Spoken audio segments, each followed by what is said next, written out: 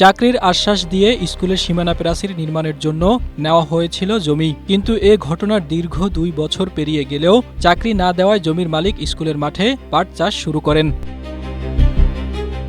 জানা যায়, বিদ্যালয়ের সীমানা প্রাচীর নির্মাণের সময় মাঠের চারপাশ সমান করতে কালাম খানের 13% জমি নেয় স্কুল কর্তৃপক্ষ। জমির মালিক দাবি করেন, এর বিনিময়ে তাদের পরিবারের একজনকে বিদ্যালয়ে দপ্তরি চাকরি দেওয়ার আশ্বাস দেওয়া হয়েছিল।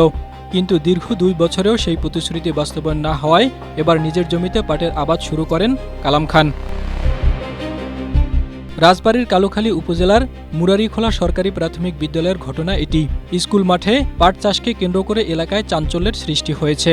ব্যাহত হচ্ছে শিক্ষার্থীদের খেলাধুলা ও স্বাভাবিক পাঠদান।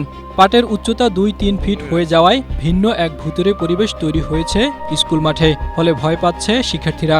আমাদের এই বিদ্যালয়ের সামনের পাটকে যদি কেটে দেয় তাহলে আমাদের খুব ভালো হয়, খেলাধুলাও খুব ভালো হবে। আমাদের এই পাট কাটার জন্য বল চলে গেলে আমরা ঠিক মতো আনতে পারি না, কারণ ভয় করে। আমরা চাই এই পাট ক্ষেত এখান থেকে কেটে নেওয়া হোক, যাতে আমরা সুন্দরভাবে খেলাধুলা করতে পারি। জমির মালিক কালাম খান ও তার ভাই এ ঘটনার সুষ্ঠু সমাধান চাইছেন কর্তৃপক্ষের কাছে। আমাদের ওই জমির পরিবর্তে আমার ছেলের চাকরি দেওয়ার কথা ছিল, বা ওই কথা বলে ওনারা নিচে জমিটা, চাকরি দিতেছে না, আমরাও চাষ করে খাচ্ছি, ওনারাও কিছু বলে না, আমরা আর কিছু বলিনি, এভাবেই আছে। 13% মতো জমি, প্রায় বাজার মূল্য আসে 15 লাখের মতো। তখন এখন হয়তো আর বাড়বে। পরে ভাতিজা ঢাকা থেকে চাকরি ছেড়ে চলে আসলে যে এখানে চাকরি হয়ে যাবে, 2 বছরের উপরে হয়ে গেছে, ভাতিজাও বেকার বসে আছে, ওই চাকরিতে আর ফিরতে পারে নাই। ঠিক আছে, এখন চাই আমরা একটা সমাধান চাই আর কি।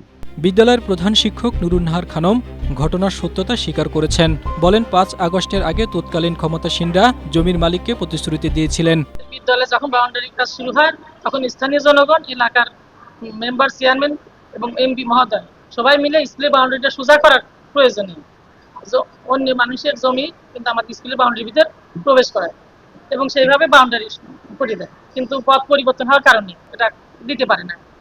জমি মালিক সেভাবে চাষ করে আসতেছে। এ বিষয়ে উপজেলা প্রাথমিক শিক্ষা কর্মকর্তা বলেন, জটিলতা সমাধানের চেষ্টা করছে সরকার। যে সমস্যাটা আছে সেই সমস্যাটা প্রশাসন হোক, রাজনৈতিক নেতৃবৃন্দ হোক, সবার সাথে যোগাযোগ করে যত দ্রুত সম্ভব হয় এই সমস্যাটা আমরা সমাধান করার চেষ্টা করছি। Desk report, Asia post.